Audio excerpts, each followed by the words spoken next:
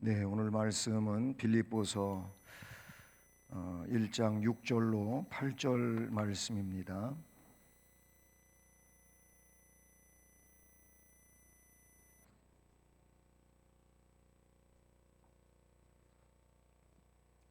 빌립보서 1장 6절부터 8절 말씀 함께 봉독하시겠습니다. 너희 안에서 착한 일을 시작하신 이가 그리스도 예수의 날까지 이루실 줄을 우리는 확신하노라. 내가 너희 무리를 위하여 이와 같이 생각하는 것이 마땅하니 이는 너희가 내 마음에 있음이며 나의 매임과 복음을 변명함과 확정함에 너희가 다 나와 함께 은혜에 참여한 자가 됨이라. 내가 예수 그리스도의 심장으로 너희 무리를 얼마나 사모하는지 하나님이 내 증인이시니라. 아멘. 할렐루야. 네. 오늘도 은혜의 자리에 나오신 여러분 모두에게 우리 주님의 은혜가 충만한 시간 되기를 주님의 이름으로 축복합니다. 네, 우리는 지난 시간 그 앞에 한 문단이었었는데 3절로 5절까지의 말씀에서 사도 바울은 그 빌립보 교회와 성도들을 생각할 때마다 나의 하나님께 감사드린다, 그런 말씀을 첫 번째로 했어요. 이 감사의 대상이 되는 거 이건 참으로 그 개인에게 있어서 영광이고 또 놀라운 은혜의 그 모습이다 볼 수 있지요. 여러분을 누가 참 고맙습니다, 감사합니다 하면서 그런 감사의 대상이 된다는 거, 그게 훌륭하다 그 말인 것이죠.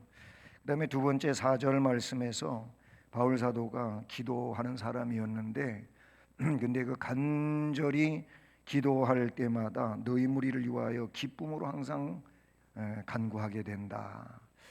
예, 기쁨으로 기도해 줄 수 있는 대상도 참 성공한 그런 신앙의 삶을 산 자들이다 라는 말씀을 드렸어요. 물론 다 기도의 대상이 될 수 있지만 근데 그 기도의 대상 가운데도 아주 기쁨으로 기도할 수 있는 대상도 있고 또 너무 마음이 안타까워서 그렇게 기도하는 대상도 있고 또 어떤 때에는 너무 두려워가지고 기도하는 대상도 있을 수가 있는 거예요. 그러면 이 세 가지 것만 놓고 보더라도 여러분 어떤 기도의 대상이 되기를 원합니까? 기쁨으로 간구할 수 있는 대상이 된다는 거, 이것 또한 정말 복된 거 아니겠습니까? 그 왜 그렇게 생각할 때마다 감사하고 기도할 때마다 간절히 기쁨으로 기도하는 대상이 됐느냐? 그건 5절이었지요. 너희가 첫날부터 복음을 받은 그 처음부터 이제까지, 지금까지, 현재까지 복음을 위한 일에 참여하고 있기 때문이다, 이런 말씀을 하고 있어요. 그러니까 그 복음을 영접한 이후부터 줄곧 복음의 일이 뭡니까? 바로 예수 그리스도께서 원하시는 일들이 복음의 일들이거든요. 그 일에 계속적으로 참여하고 있다고 한다면 그 신앙이 곧 변하지 않는 불변의 신앙, 은혜로운 신앙이잖아요. 그래서 그런 그 빌립보 교회 성도들의 신앙 때문에 생각할 때마다 하나님 앞에 감사드리고 기도할 때마다 간절히 기쁨으로 기도하게 된다, 이런 내용들이었어요. 오늘 말씀은 거기에 이어서 너희 안에서 착한 일을 시작하신 이 그분께서 그리스도 예수의 날까지 이루실 줄을 우리는 확신한다, 그렇게 말씀하고 있죠. 그러면서 그렇게 되어질 수 있는 것이 오늘 말씀 제목과도 같이 7절에 나타나고 있는 것인데 바로 은혜에 참여하고 있기 때문이라는 겁니다. 은혜에 참여. 그래서 말씀 제목을 은혜에 참여하는 자가 되라, 이런 말씀 제목을 오늘 갖게 되었습니다. 여러분 항상 신앙생활을 하시면서 이 은혜에 참여자가 되어야 돼요. 참여하는 자가 되라. 네, 그렇잖아요. 우리가 참여할 곳은 은혜입니다. 은혜에 참여해야 돼요. 은혜가 은혜가 아닌 것이라면은 결국 삶의 내용은 나쁠 수밖에 없지요. 은혜가 아니면, 하나님 은혜가 아니면 우리의 삶은 볼품 없을 수밖에 없어요. 사람들은 그런 일들이 굉장히 인간적으로, 어떤 또 이성적으로는 멋져 보이고 괜찮아 보이고, 나도 저랬으면, 그런 어떤 소망사항이 될 수 있기도 하지만은 결국 보면은 은혜가 아닌 모든 것들은, 전도서에서는 그것은 바람 잡는 것과 같다 그랬어요. 물거품과 같은 거예요. 그런 모든 것들은 결국 그 실제 실제 내용이 아니란 말입니다. 그것은 뭐예요? 허상이에요. 허상. 거품, 바람, 안개, 구름, 이런 것들은 그 실체가 아니에요. 허상이다. 허상. 그러니까 은혜가 실체라 그러기에 우리는 그래서 이 은혜에 참여하는 자가 되어야 된다. 그게 오늘 말씀에 나타나고 있는 핵심적인 내용이라 그런 얘기지요. 그렇습니다. 바울 사도는 오늘 본문에서 앞으로도, 지난 시간 공부한 게 그 처음부터, 복음을 받은 그 처음부터 이제까지 그랬으니까 이제 여기까지 왔다고 해서 다 된 건 아니에요. 오늘 말씀을 보면 그 이제까지라고 하는 현재에서부터라는 거예요. 지금 여기서부터 앞으로 계속 은혜에 참여하는 자가 되라고 권면하고 있는 말씀인 줄로 믿습니다. 그렇잖아요. 잘해왔어요. 처음부터 지금까지 잘해왔는데 여기까지 잘했다고 끝나는 게 아니잖아요. 세상에는 학교 생활에도 입학이 있고 졸업이 있지요. 졸업이 있어요. 졸업이 있는데 교회에서는 졸업이라고 하는 말을 안 씁니다. 여러분 들어보셨겠죠? 교회는 그래서 졸업이라고 하는 말을 쓰지 않고 대신에 수료라고 하는 말을 써요. 수료는 뭐예요? 그 과정을 이제 마쳤다 그런 뜻이잖아요. 그 과정을 마쳤어요. 예를 들어 전도 복발을 했으면 1단계 수료, 2단계 수료하는 거예요. 1단계 졸업이라고 말을 안 해요. 그러니까 그 과정을 마쳤다 그런 내용으로서 수료라고 하는 내용을 쓰지 졸업은 끝이라 그런 뜻이거든요. 교회는 언제 끝나는 거냐면은 주님 앞에 서는 날, 내가 죽는 날 끝나는 거예요. 그때가 졸업이라고 하면 맞아요. 그런데 그 전에는 졸업이라는 게 있을 수가 없어요. 전도에도 졸업이 없고 예배에도 졸업이 없고 봉사에도 졸업이 없어요. 졸업이 없단 말이에요. 그런데 자기가 졸업을 해버려. 스스로 졸업을 해. 나 이제 애들도 그러더라고요. 교회 잘 나온 아이가 어느 날 교회 안 나와. 그래서 길가에서 만나서 너 왜 교회 요새 안 오니? 그랬더니 저 교회 끊었어요. 그래. 아이도 그래요. 교회 끊었대. 그럼 뭐해? 천국을 끊은 거예요. 그런 거잖아요. 그런 거잖아요. 예. 죽음과 함께 우리는 인생이 끝나고 예수 안에서 죽었으니 복된 죽음이고 천국 시작이에요. 그 인생은 거기서 끝나는 거예요. 그러니까 교인들은 졸업이라고 하는 말을 안 쓰는데 조금 다른데 제가 말을 많이 썼어요. 그런데 이제 처음부터 여기까지 잘해왔다면 여기서부터 어디까지? 오늘 말씀엔 그리스도 예수의 날이라고 표현하고 있는데 그게 끝이에요. 거기까지 잘해가야 되잖아요. 아멘. 이게 우리의 신앙이에요. 이 신앙이 진짜 신앙이에요. 이게 은혜로운 신앙이다 그 말이에요. 우리가 그런 자 되기를 바랍니다. 이렇게 수요 예배에 오시는 분들이 좀 나이가 드신 분들이 많으시잖아요. 젊은 분들이 이 수요 예배에 오는 거 진짜 잘하는 거예요. 저는 아주 진짜 그런 분들에게 신앙 점수를 많이 주고 싶어요. 어쨌든 나이 많으신 분들이 이렇게 오시는데 순서대로라면은 졸업하실 날이 멀지 않았어요. 기분 나쁘세요? 나 뭐 120살, 150살까지 살 건데 목사님 도대체 나 절반도 안 살았는데 지금 저렇게 뭐 기분 나쁘게 얘기하시냐고 그런 분이 있으신지 모르겠어요. 모르는데 순서가 없어요. 순서가 없어요. 내가 그렇게 자신하고 있다고, 내가 계획하고 있다고 그대로 되는 게 절대 아니라는 사실 아시지요? 예, 그걸 우리는 알고 대처하고 살아야 돼요. 언제일지 모르니까 그 인생을 졸업하는 날, 죽는 날 그때까지 더 성경적으로 이야기하는데 오늘 말씀처럼 예수 그리스도의 날, 이게 재림을 말하는 그때까지 여러분 계속 뭐에 참여하라고요? 은혜에 참여하는 자가 되기를 바랍니다.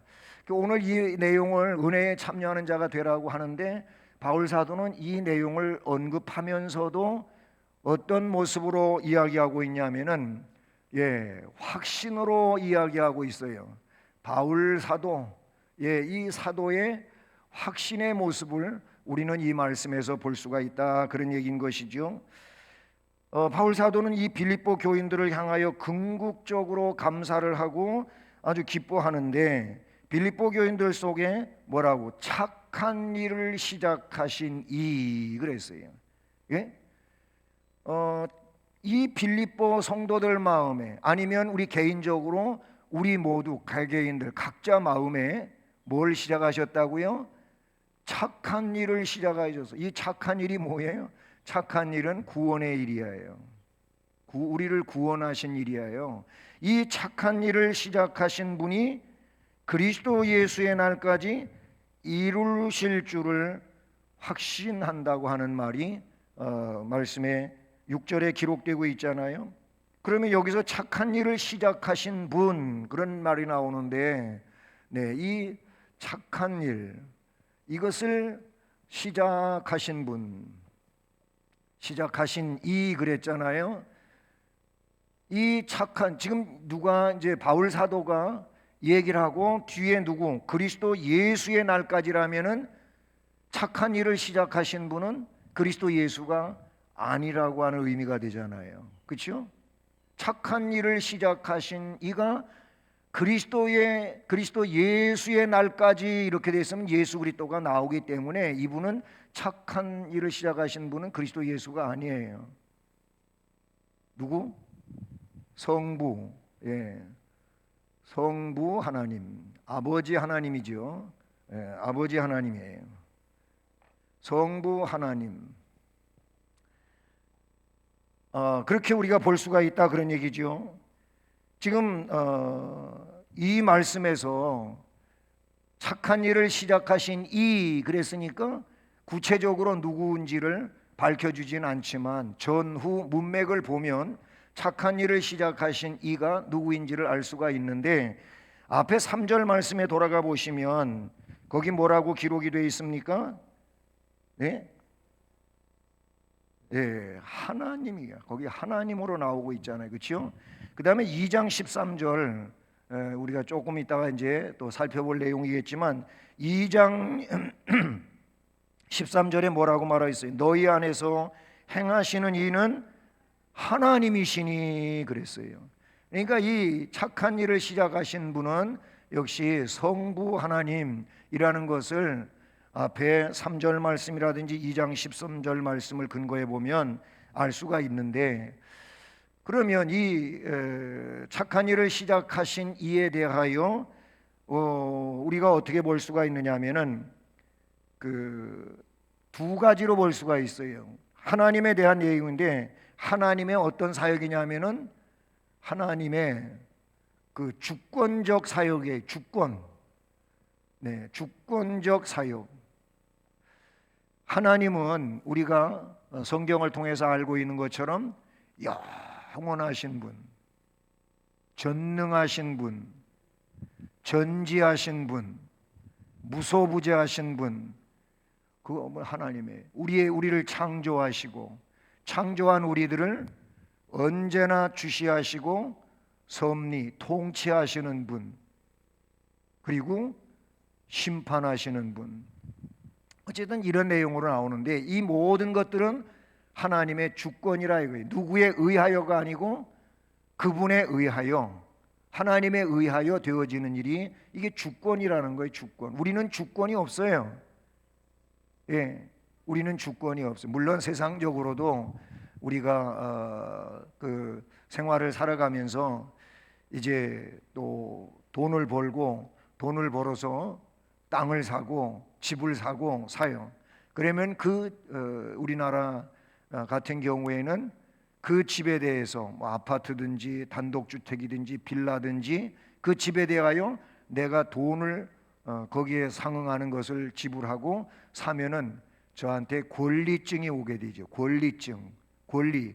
그거에 대한 것은 내가 권리자예요. 권리자. 땅도 마찬가지예요. 권리증이라고 하는 것이 있잖아요.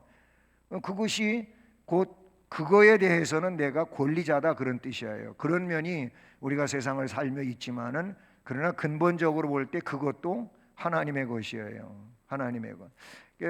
뭐 지구촌 안에 그런 정책들에 대해서 법적인 내용들이 그래서 특별히 이스라엘 계통은 땅에 대해서 주권이 누구에 있는 걸로 이야기, 하나님에게 되어 있단 말이죠. 그래서 뭐 성경에도 신현 제도가 나오고 그렇게 합니다마는 기업을 분배해 줬잖아요. 성경에 나오는 대로 12지파에게 분배하잖아요. 또 지파 안에서 그 가족별로 또 분배해 주잖아요.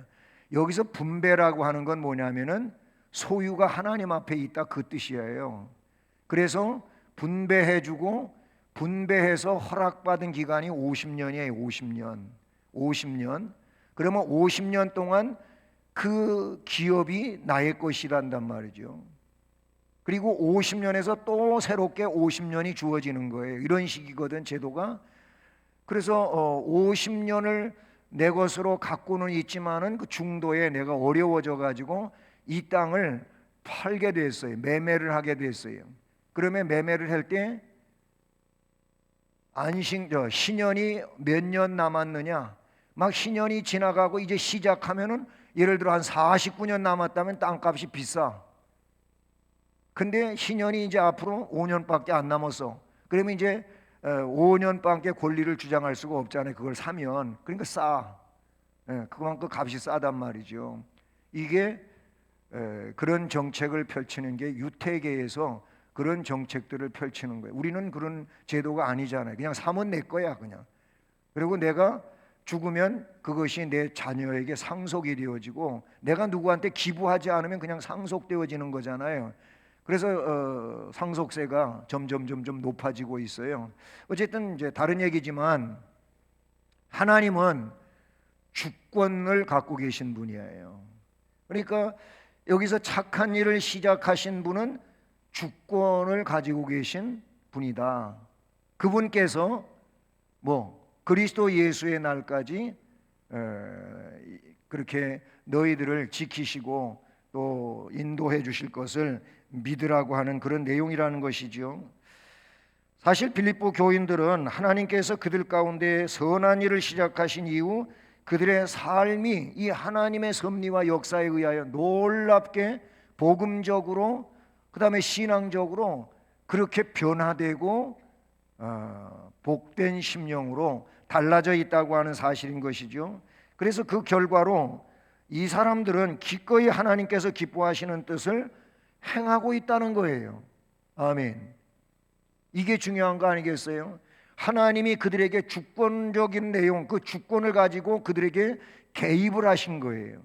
그러니까 우리가 오늘날 이 세상을 살아갈 때에도 그냥 내 마음대로, 내 계획대로, 내가 원하는 대로 살려고 그렇게 되기를 여러분 원하지 마시고, 하나님이, 그 주권자가 되시는 하나님이 내 인생 속에 뭐 해달라?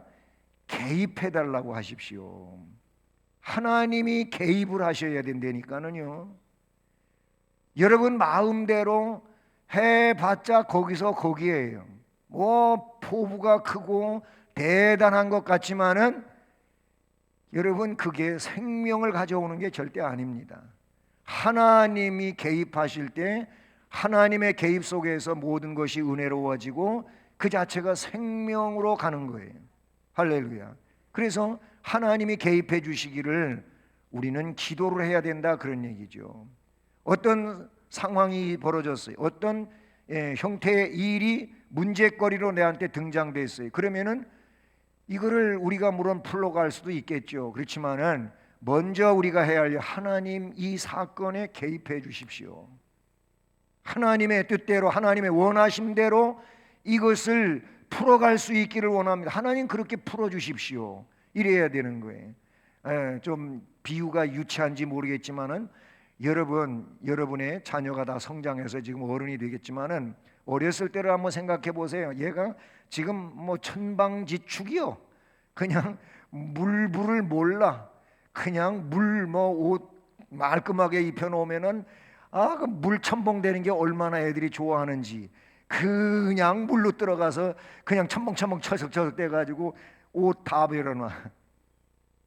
이런 천방지축인데 이 아이가 뭘 가지고 싶다고 하는데 그 가지고 싶어 하는 게 가져서는 안 되는 거예요. 위험한 거라기, 위험한 건데 그거를 갖고자 그냥 막 그냥 난리야. 그냥 고집을 쓰고 막 울어대고. 그런다고 줍니까? 줘요, 안 줘요?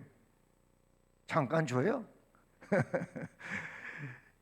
잘 안 주지요. 당장 주면, 예를 들어 칼을 줬다면 칼에 찔리고 베일 것이고, 불을 줬다면 그 불로 문제가 심각해질 수 있는 것이고, 뭐 위험한 약물이라면 그 약물을 절대 주겠어요? 이것 가지고 문제가 심각해질 수 있는데 주냐고? 안 주는 거예요. 하나님은 다 하셔요. 근데 우리는 마치 어린아이와 같이 그게 나한테 필요하다고, 그게 있어야 된다고, 그건 내가 꼭 가져야 된다고 하나님한테 쫄라댄다니까는요. 하나님이 다 하셔. 너 지금 그거 가지면 너한테 그게 손해야. 안 돼. 네가 더 이 다음에 커가지고 신앙이 좀 자라난 다음에 그때는 너한테 그게 그래도 좋을지 모르지만 지금은 안 돼. 안 주셔요. 섭섭하지요. 안 주셔서. 그래서 신앙적으로 삐져. 하나님 이러실 수가 있어요. 그래. 어쨌든 하나님은 주권자예요. 주권자. 성경에 보니까 주권자이신 하나님은 합력하여 선을 이루시는 분이고, 그렇죠? 말씀에 나오는 거잖아요. 로마서에. 그것만이 아니고 하나님은 언제나 좋은 것을 주시기를 원하시는 하나님이에요. 예? 좋은 것 주시기를 원하시는 하나님이지, 내가 해롭게 되어지고 내가 멸망하게 되어 그런 거를 하나님이 주시기를 원하시지를 않으셔요. 내가 생명으로 가기를 원하셔서 그걸 주시기를 원하지요. 또 하나는 이 착한 일을 시작하신 이는 주권을 갖고 역사하시기도 하지만은 어떤 하나님이시냐면은 끝까지 이끄시는 하나님. 네, 끝까지. 할렐루야. 예, 이끄시는 하나님이에요. 끝까지 이끄신다. 이끌어 주시는 걸 말하죠. 근데 이거를 우리는 조직신학에서 칼빈의 이 깔뱅이라고도 하는데, 우리 장로교의 어떤 뿌리라고도, 그 교리적 체계를 세운 분이라고도 그렇게 말할 수가 있는데, 거기에 우리는 구원의 서정이라고 하는 것이 있어요. 구원의 서정. 이런 건 뭐 조직신학 공부하다 보면 아주 핵심적으로 나오는 그런 내용이죠. 칼빈의 구원의 서정은 9단계입니다. 9단계. 9단계인데 이렇게 됩니다. 소명, 중생, 회심, 신앙, 칭의, 그 다음에 양자, 그 다음에 성화, 그 다음에 견인, 그 다음에 영화. 자, 이렇게 9단계예요. 자, 그런데 요 6가지까지, 아니 죄송합니다. 요 양자 6가지까지, 소명, 중생, 회심, 신앙, 칭의, 양자, 여기까지는 요것은 시차가 그렇게 많이 있는 게 아니에요. 요거는 동시에 일어나는 것이다, 이렇게 봐요. 여기 소명은 하나님이 부르신 자를 말하거든요. 하나님이 예정하셨다, 하나님이 선택하셨다. 그래서 예정과 선택된 자는 하나님이 부르신 자거든요.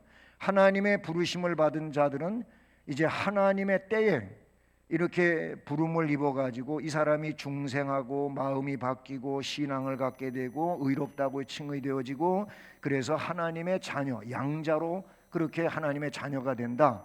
이 6가지는 동시에 일어난다 그 말이에요.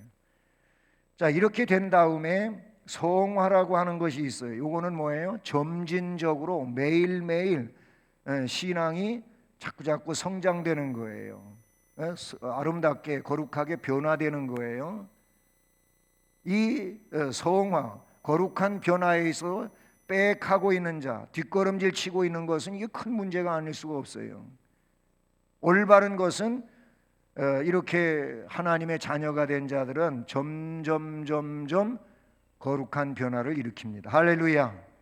어제보다 오늘이, 오늘보다 내일이, 예수 믿기 10년 전보다 예수 믿은 지 10년 후, 앞으로 또 더 많이 시간이 지나가면 신자로 변화되어 있는 거예요. 맨날 똑같다면은 이거 큰일이죠. 그때 아주 20년 전이나 오늘이나 변화된 게 아무것도 없어. 똑같아. 이건 문제가 있어요. 여러분의 자녀가 세상에 태어나가지고 얘가 크지 않고 있으면은 부모로서 여러분 마음이 어쩌시겠어요? 똑같은 거예요. 영적으로 커야 돼요. 성화되어요, 성화. 근데 이 아무리 거룩하게 변화돼도 죽을 때까지 그 사람이 하나님이 원하는 성화가 이루어지느냐? 그렇지는 않아요.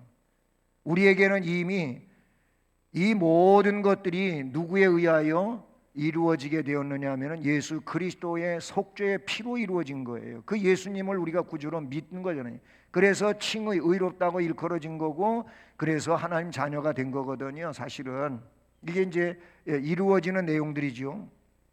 그래서 이런 자들을 죽을 때까지 해도 우리로서는 성화를 못 이루지만은 예수 그리스도의 공로로 죽음의 순간에 완전하게 성화되는 거예요. 그 상태가 되는데, 그러면 그때까지 하나님은 우리를 견인해 가십니다. 견인. 저거를 견인을 다른 말로는 궁극적 구원이라 그래요. 이런 자들은 하나님이 궁극적으로 구원하신다 그 말이에요. 그러면 이렇게 견인해서 끝까지 가셔서 이 성화가 견인되어지고 그렇게 해서 이제 죽어요. 여기서 죽어요. 하나님이 불러가셔요. 이러면은 그게 여기가 이제 죽음이 그리스도 예수의 날이잖아요. 그러면 그때 영화에 이르는 거예요. 예수 그리스도의 공로가 그에게 온전히 입혀져서 그 공로로 하나님 앞에 가기 위하여 그렇게 영화스러움으로 바뀌어지는 건 줄 믿습니다. 그게 변화의 변화의 호련히 변화되는 변화라고 볼 수가 있는 것이죠. 자, 그런데 착한 일을 시작하신 성부 하나님은 끝까지 이끌어 주시는, 주권자이시도 하지만 끝까지 이끄시는 하나님이, 그러니까 우리가 노력해 가지고 구원되어지는 것이 아니고 주님의 은혜로 구원받는 것이며, 또는 하나님이 어떻게 한다고요? 끝까지 이끌어 주심으로 구원되는 거예요. 이게 올바른 믿음이에요. 내가 하는 게 절대 아닙니다. 내가 한다고 해보십시오. 며칠 있다가 나는 못하네 그렇게 돼요. 나는 아닌가벼 그래요. 왜냐하면 며칠 전에는 굉장히 믿음도 좋은 것 같았고 뭐 은혜롭고 참 너무 기쁘고 그랬는데, 며칠 지나고 문제가 생겼어. 뭔 친구와의 문제, 아니면 부부의 문제, 이웃의 문제, 무슨 삶의 문제, 돈의 문제, 이런 문제 때문에 이 마음이 그냥 사탄이 돼버렸어요. 그렇게 바뀌어버렸어요. 그런데 되겠냐고요. 내가 할 수 있다고 하는 거는 이거는 잘못된 거예요. 안 돼요. 해봤지만 안 되는 거예요. 그래서 성경은 바울 사도도 율법주의 있을 때는 되는 것 같았지만은 복음을 알고 보니까 율법 가지고는 안 돼. 율법은 그냥 죄가 뭐냐? 죄를 깨우쳐 주는 것뿐이었지, 그 죄를 없애주는 게 율법이 아니고 죄를 없애주는 건 제사였단 말이에요. 제사였잖아요. 그것도 일시적인 거잖아요. 짐승 제사는요. 알고 보니까 예수 그리스도의 십자가 그 속죄가 우리의 온전한 제물이고 그리고 우리를 온전히 의롭게 하시는, 영원히 그렇게 해주는 내용이었다고 하는 것을 알게 되잖아요. 할렐루야. 자, 이렇게 바울의 확신은 뭐예요? 착한 일을 이 시작하신 분께서 그리스도의 예수의 날까지 저들을 이끌어 주신다는 거예요. 그런 확신이 있어요, 바울 사도가. 예. 그 다음에 두 번째 내용이 뭐냐? 그럼 이 바울 사도, 그 바울 사도가 지금 확신한다 그랬잖아요. 예, 이 바울 사도의 확신의 근거, 이 확신의 근거가 뭐냐라는 거예요. 이게 중요하지 않겠어요? 예, 말씀에 보시게 되면 뭐라고 되어 있어요? 7절에 이는 그랬어요. 저렇게 확신하고 있는 것은, 이는 너희가 어디에 있다고요? 내 마음에 있음이며, 또 나의 매임과 복음을 변명함과 확정함에 너희가 다 나와 함께 은혜에 참여하는 자가 됐다는 거예요. 바로 이 은혜에 참여한 자, 네, 이 은혜에 참여한 자가 됨이라 그랬어요. 이게 중요한 거예요. 앞에 그 나오고 있는, 서술하고 있는 너희가 내 마음 속에 있다든지 나의 매임, 복음을 변명하는 거, 확정하는 일, 이런 일들에 너희가 다 나와 함께, 너희 모두가 다 나와 함께 뭐에? 은혜에 참여하는 자가 됨이라. 그 앞에 은혜에 참여하는 자가 되자, 이 제목이 여기에서 이제 비롯된 것인데요. 성도가요, 어떠한 상황에서도 변하지를 않고 은혜에 참여하는 자가 된다면 곧 승리자가 되는 겁니다. 예, 어떤 그 시험의 문제, 환난의 문제, 사탄이 이런저런 내용들로 흔들어대는 문제, 이런 문제들이 우리가 신앙으로 살아가는 삶의 내용에는 누구에게나 등장하죠. 이런 것들이 출현됩니다. 그런데 그것 때문에 은혜에 참여하지를 못하고 은혜에서 떨어집니다. 은혜에서 멀어집니다. 그렇게 되면은 결국 그 신앙생활은 굴곡이 질 수밖에 없고 문제가 될 수밖에 없다라고 볼 수가 있는 거예요. 여러분, 동참자가 되기를 바랍니다. 이 참여자가 되기를 바랍니다. 항상 주의 일에 참여하는 자가 되어야 돼요. 근데 사탄은 참여하지 못하게 하지요. 사탄은 항상 그래요. 예? 사탄이 아주 최종적으로 그 에덴 동산에서 아담과 하와를 유혹을 했잖아요. 그렇죠? 유혹에 이끌려 가지고 결국 뭐에 참여를 못하게 하셨습니까? 요한계시록에 보니까, 물론 그 창세기에도 나오지요. 뭐에 참여를 못하게 됩니까? 왜 에덴 동산에서 하나님이 내쫓고 그리고 다시 그 에덴 동산에 들어오지를 못하게 했죠? 네? 내 귀에 아주 쬐끄맣게 들리긴 들렸는데, 네. 여러분, 뭐죠? 생명과를 따먹지 못하게 하려고. 네? 그래서 동산에서 쫓아냈어요. 사탄이 계속 인간들에게, 그것도 하나님의 백성, 뭐 사도 베드로는 이 사탄이 택한 자라도 미혹해서 넘어뜨리려고 그렇게 울부짖으며 다닌다 그래요. 그렇게 하는 이유가 뭐예요? 이 생명과에 참여하지 못하게 하려고. 실제로 아담과 하와를 그렇게 만들었었잖아요. 그런데 성경을 보니까 예수 그리스도는 십자가 이 생명과의 에덴 동산에 참여 못하고 쫓겨났어요. 그리고 거기를 이제 불담으로 그렇게 막았어요. 그런데 예수 그리스도께서 이 불담을 다 허물어 버리시죠. 그래서 계시록에 보면 계시록 마지막 부분에 보게 되면 뭐라고 되어 있냐면은 생명과에 참여하는 자로 나와요. 누가?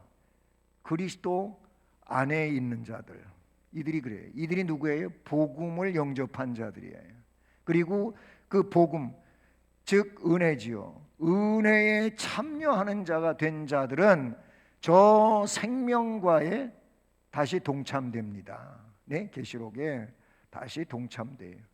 자, 조금 다른 얘기를 하다가 이렇게 얘기가 됐는데, 여러분, 사탄은 어떻게든지 은혜에 참여하지 못하게 만들어요. 네? 시험 들게 만들어요. 은혜롭지 못하게 만들어요. 그래가지고 은혜 다 떨어지게 만들어요. 뭐 그런 얘기 많이 들어보기도 하고 하시기도 했잖아요. 교회에서 뭐 은혜 받는 어떤 예배가 있었고 집회가 있었고 부흥회가 있었고 있었어요. 그럼 그런 건 전부 은혜 받으라고 은혜 받게 하는 거잖아요. 근데 강사님들이 그래요. 은혜 쏟아뜨리지 마세요. 은혜 쏟지 마시라고요. 이런 얘기해요. 그런데 은혜 그릇에 은혜를 담아 가지고 이제 갔는데 가자마자 집에 가서 폭 쏟아버렸어요. 남편 때문에, 애들 때문에, 돈 때문에 집에 가가지고 그것 때문에 은혜가 다 그냥 쏟아져 버리고 말았어요. 여러분, 세상은 그래요. 사탄이 우리가 은혜를 저렇게 간직하고 있지 못하게 역사한다고 하는 것이지요. 그래서 성경은 계속 뭘 이야기하냐면은 은혜에 참여하는 자가 되라는 거예요. 은혜의 동참자가 되라고 그렇게 말씀하고 있는데, 이 빌립보 교회 성도들이 너희가 다 나와 함께 은혜에 참여하는 자가 됨이라. 얼마나 귀한 일입니까? 바울 사도도 그랬듯이 빌립보 교회 성도들이 다 나와 함께, 나 바울과 함께 은혜에 참여하는 자가 되고 있다. 그 은혜에 참여하는 것이 바울 사도가 빌립보 교회가 저렇게 한 것이 확신의 근거가 됐다 그래요. 확신의 근거. 확신의 근거는 다른 데 둘 수가 없어요. 은혜에 참여하는 자 하느냐 안 하느냐, 이게 확신의 근거가 되는 거예요. 은혜에 참여하고 있다면 확신할 수 있는 거지만 은혜에 참여하고 있지 않다면 확신할 수 없는 거예요. 예수 그리스도에게 참여하고 있다, 그 안에 있다 그러면은 이 사람에 대한 확신할 수 있지만 예수 그리스도 안에 머물기를 원하지 않고 있다 확신할 수 없어요. 이 사람은요. 뭘? 구원을 확신할 수가 없어요. 그렇게 우리는 성경을 근거해서 말할 수가 있다, 그런 얘기죠. 그러니까 여러분도 모두 은혜에 참여하는 자가 되기를 원합니다. 어제도 오늘도 내일도 은혜에 참여하는 자가 되어야 한다, 그런 얘기죠. 자, 마지막 세 번째로 거기 보면 예수 그리스도의 심장으로, 예수 그리스도, 이 그리스도의 심장으로 살라.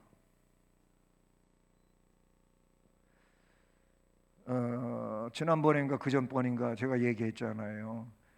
제가 자라날 때, 학생부 때, 청년부 때 우리 그 철원 쪽에는 신학생들이 이렇게 전도사님으로 아니면 부교육자로 와서 사역할 수 있을 만큼의 그런 거리가 아니에요. 좀 멀고 농촌이고 군사도시고 막 그렇잖아요. 지금은 그런데 철원도 신학생들이 주말 사역자로 이렇게 들어오더라고요. 그런 이제 교통이 그만큼 발달이 됐다고 볼 수가 있겠죠.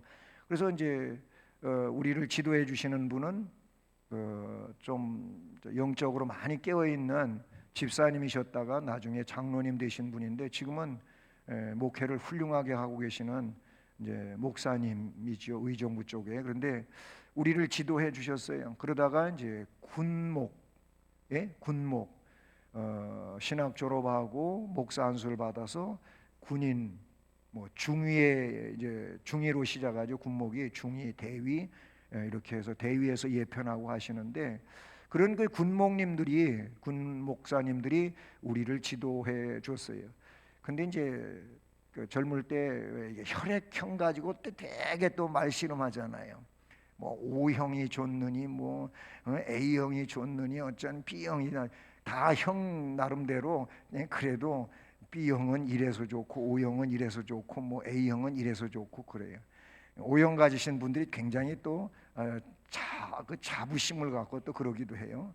어쨌든 그런데 이제 AB형은 또 괜히 또 많이 좀 따돌림 받기도 하고 그러기도 하지요. 근데 AB형들이 많이 똑똑해요, 사실은.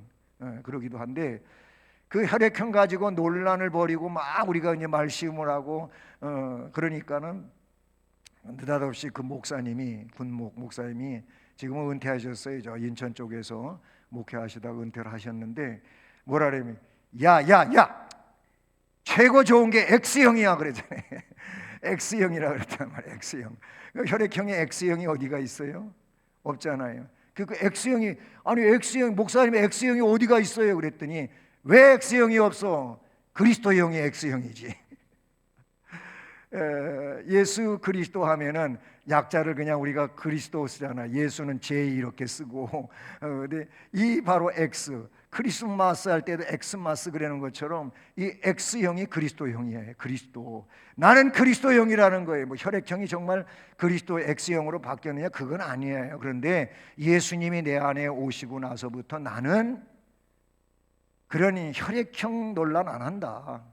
예수 그리스도를 닮았느냐 안 닮았느냐는 따지지 그 혈액형 가지고 논란 벌여봤자 그게 그거라고. 그게 그거지 뭐 그런 것 가지고 그렇게 서로 얼굴 붉히고 다투느냐고 그런 말을 들은 적이 있어요. 그래서 이게 내 내리 속에 지금까지도 살아있고 잘 떠나지를 않아요. 여러분 X형 되십시오.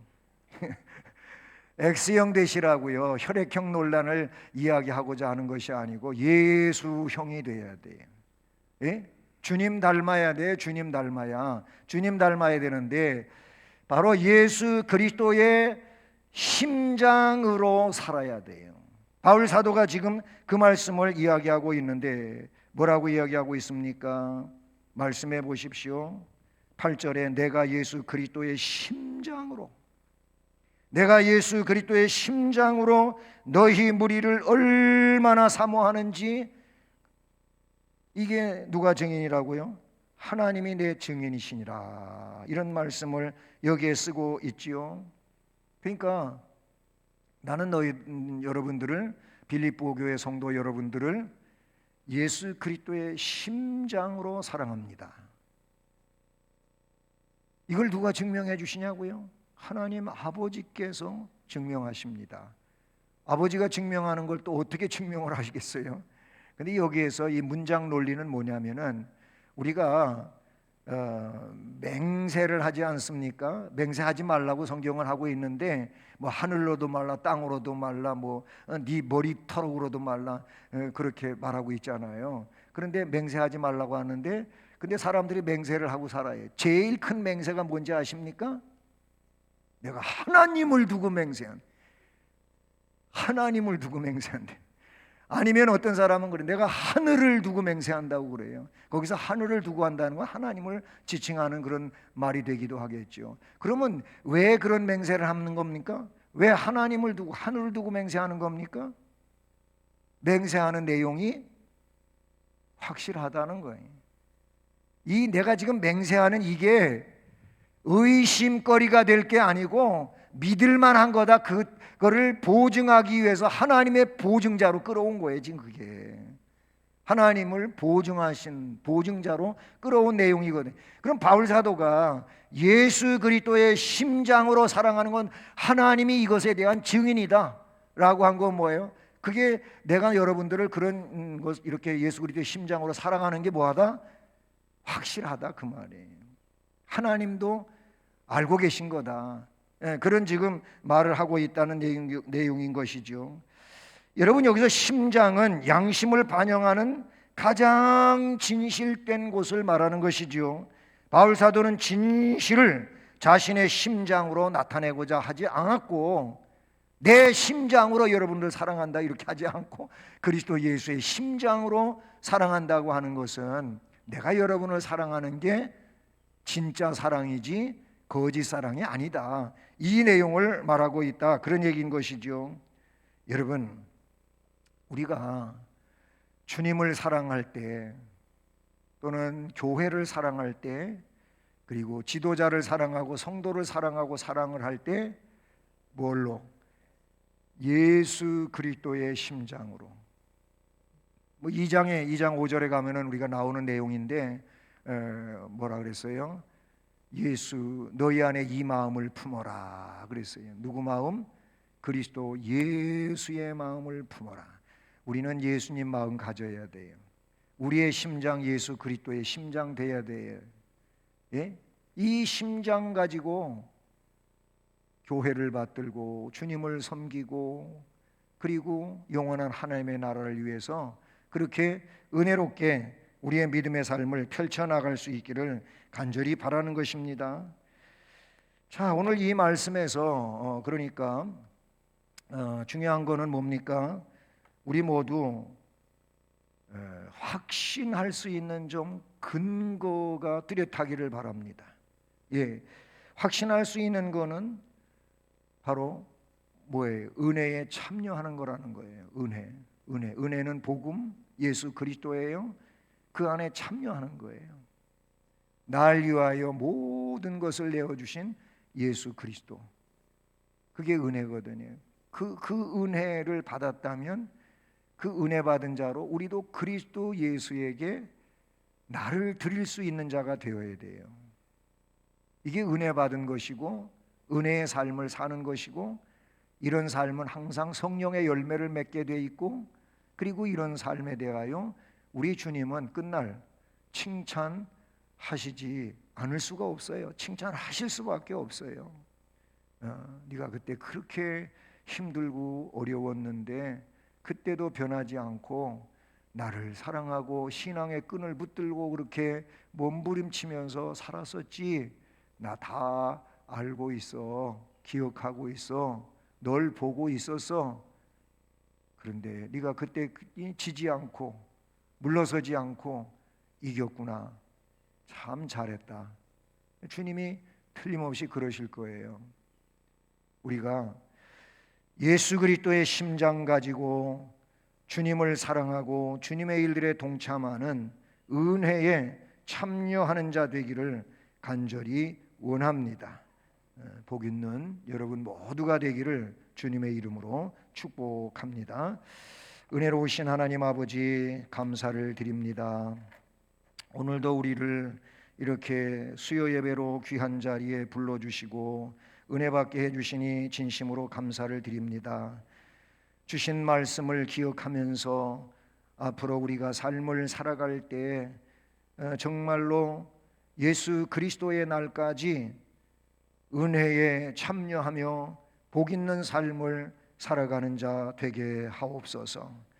언제나 예수 그리스도의 심장 가지고 생을 살아가게 하여 주시옵소서. 이 시간도 주님 앞에 11조 원금 드린 심령을 기억하시고 심령과 삶과 또 가족들에게 복을 더하시고 은혜로 충만하게 하여 주시옵소서. 예수 그리스도의 이름으로 기도드립니다. 아멘.